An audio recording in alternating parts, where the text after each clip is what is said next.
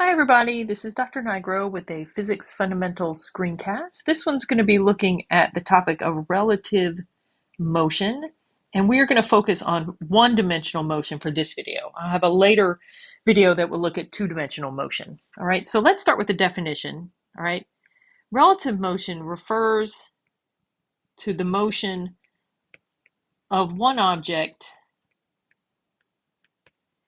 in reference to another object.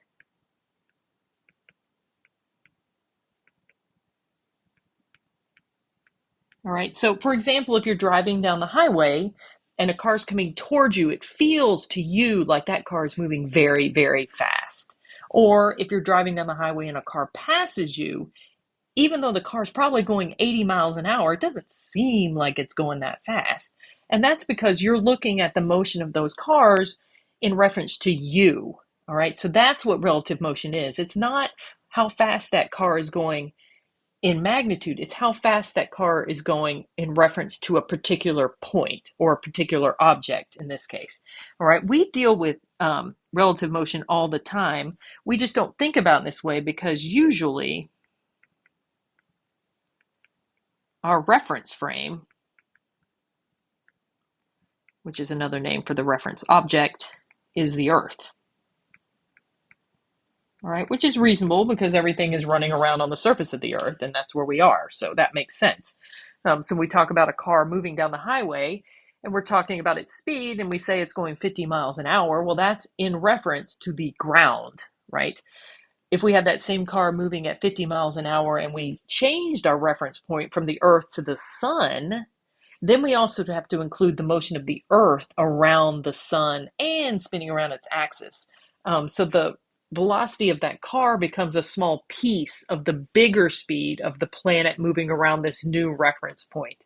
And we could continue to blow that out. We could make the reference point the center of the Milky Way. We could make the reference points, I don't know, the center of the universe if we wanted. And so those are going to influence the velocity values of a lot of different objects just by changing the reference frame or the reference point, what we're comparing that particular object to.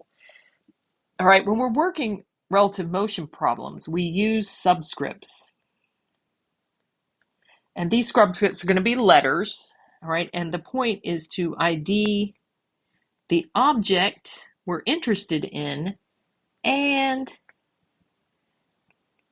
the reference frame or object that we are comparing it to, that we are looking at the motion of our object in relation to the other object. All right, so what does that look like? All right, let's do a little example, a thought process.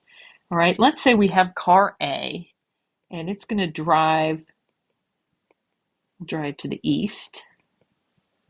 All right, and let's make it go, I don't know, 40 miles per hour. That's a little slow, but that's okay. All right, so the speed of this car, A, is in reference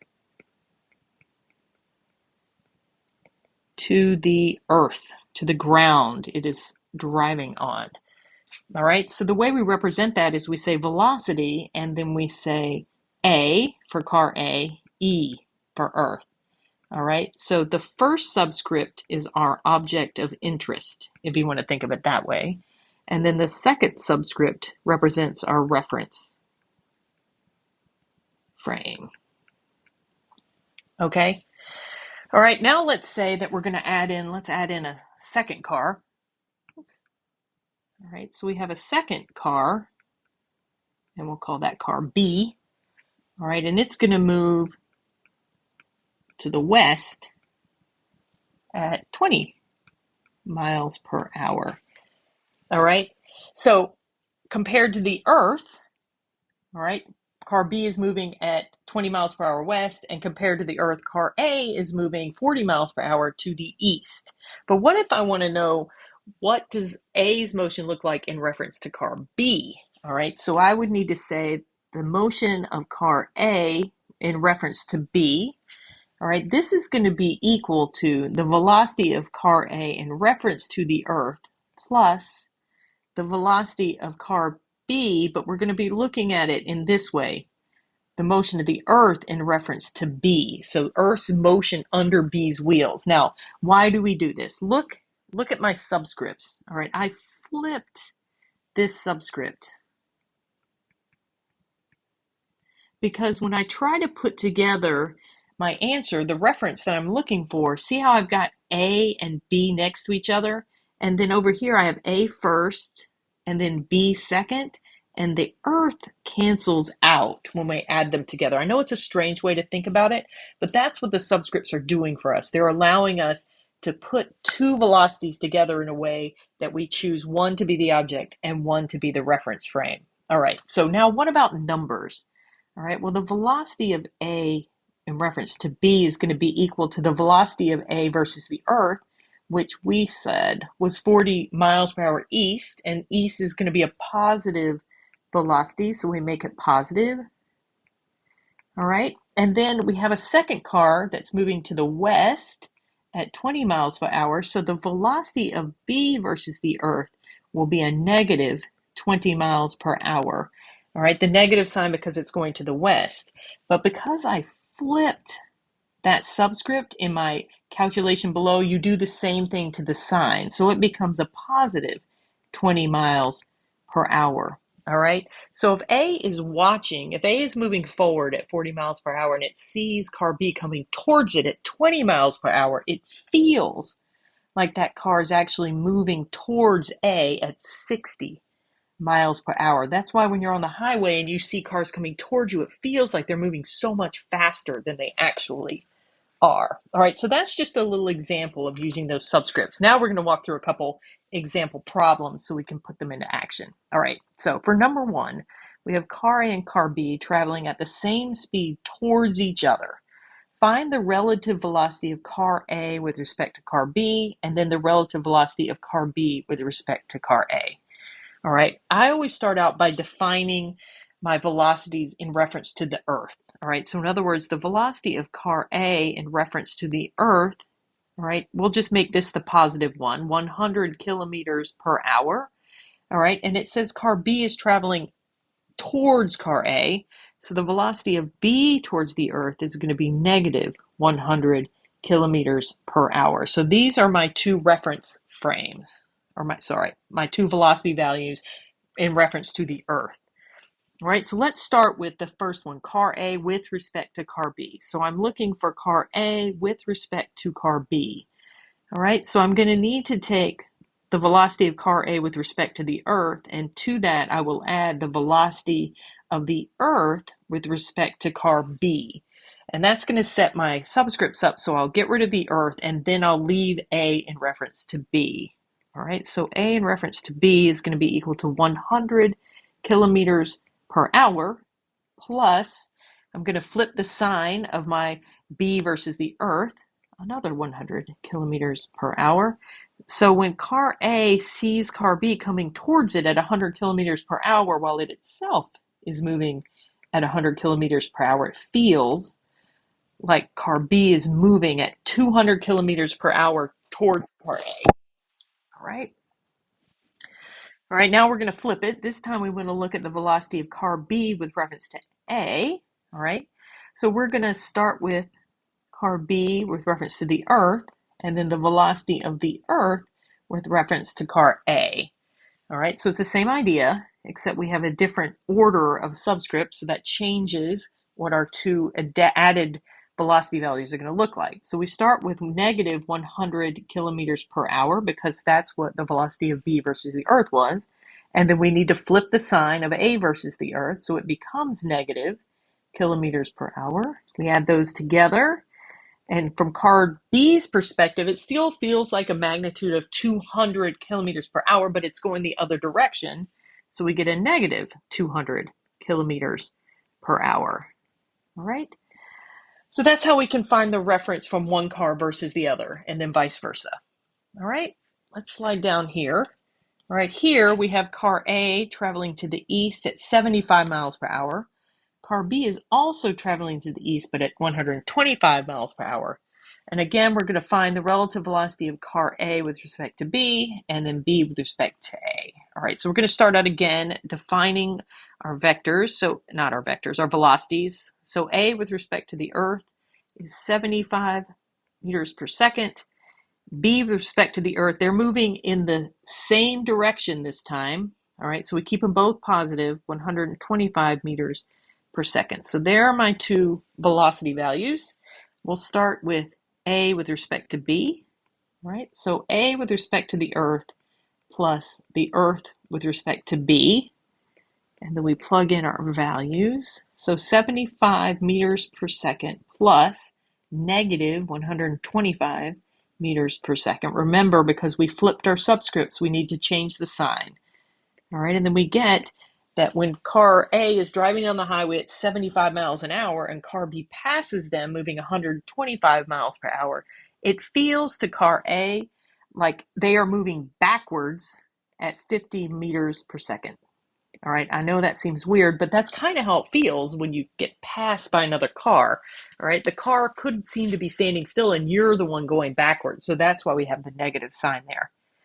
All right, and then let's switch this perspective. So B with reference to A. All right, so B with respect to the Earth plus the velocity of A. Oh, sorry, no, that's not right. All right, I need the Earth first, Earth with respect to A. All right, so the velocity of B with respect to A, so we'll start with our 125 meters per second.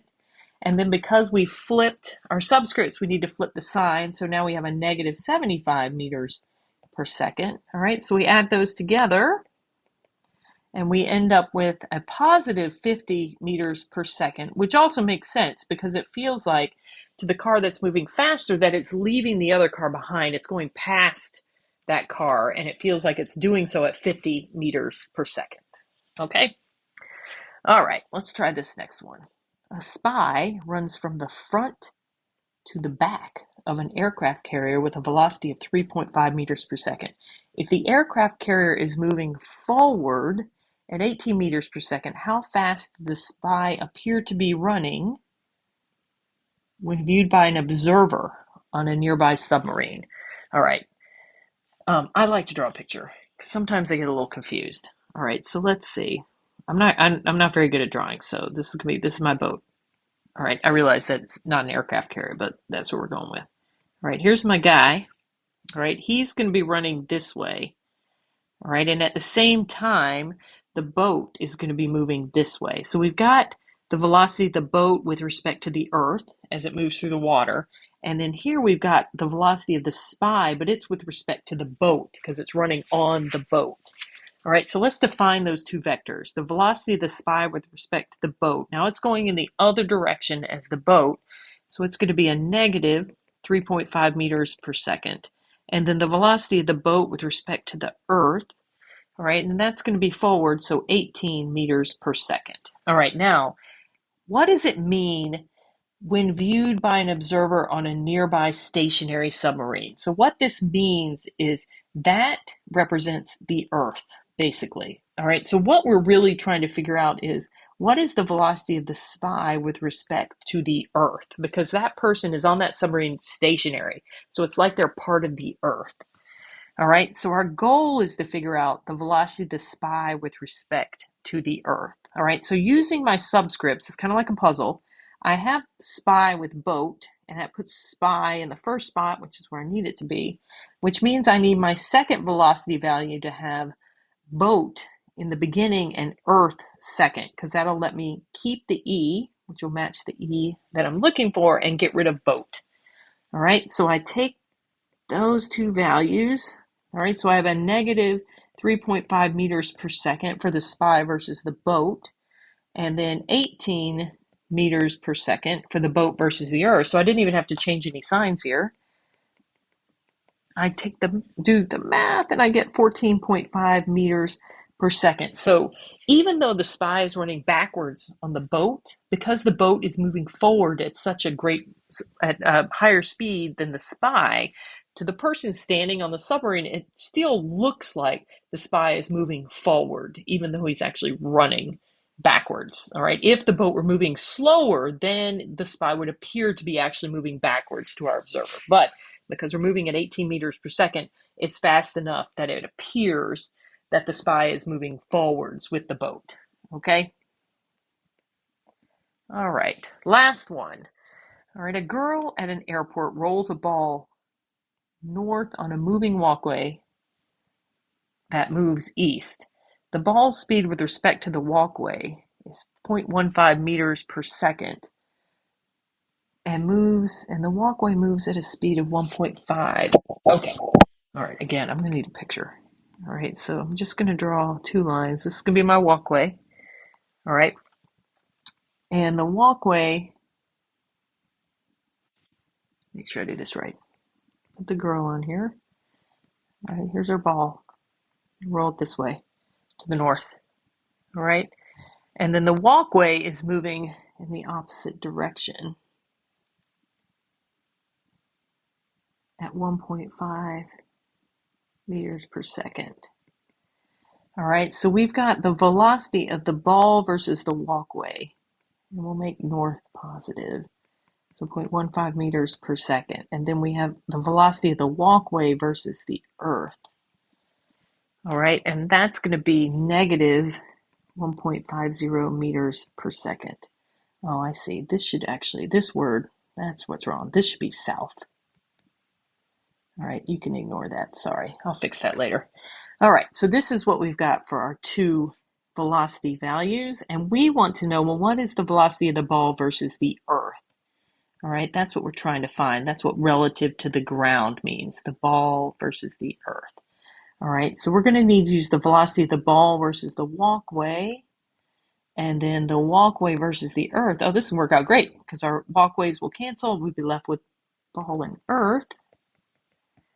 All right, so 0.15 meters per second plus negative 1.50 meters per second. We add those together, and the velocity of the ball versus the earth is going to appear to be negative 1.35 meters per second. So in other words, even though she rolls the ball in the opposite direction that the moving walkway is moving, to an observer, the ball appears to be moving backwards with the walkway. It's a little bit slower than the walkway, so it might actually appear to be spinning to the north, but it's still going to overall be moving to the south.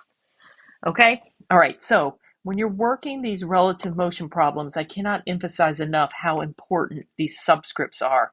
It really is a puzzle. You need to put these velocity values together in a way that what you're looking for in terms of object and reference are what's left when you build your subscripts for your component pieces. Okay? All right.